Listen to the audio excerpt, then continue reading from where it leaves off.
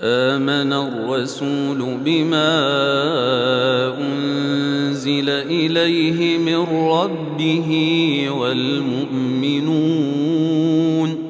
كل آمن بالله وملائكته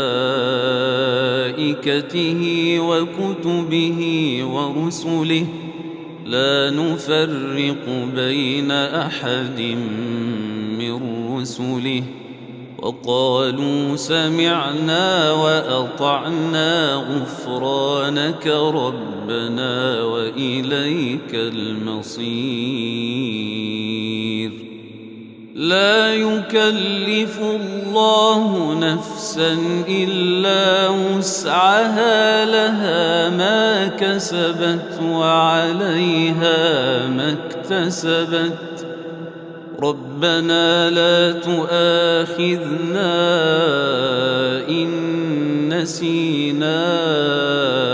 أو أخطأنا ربنا ولا تحمل علينا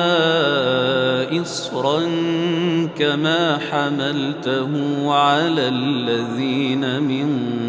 قبلنا ربنا ولا تحملنا ما لا طاقة لنا به واعف عنا واغفر لنا وارحمنا واعف عنا واغفر لنا وارحمنا واعف عنا واغفر لنا وارحمنا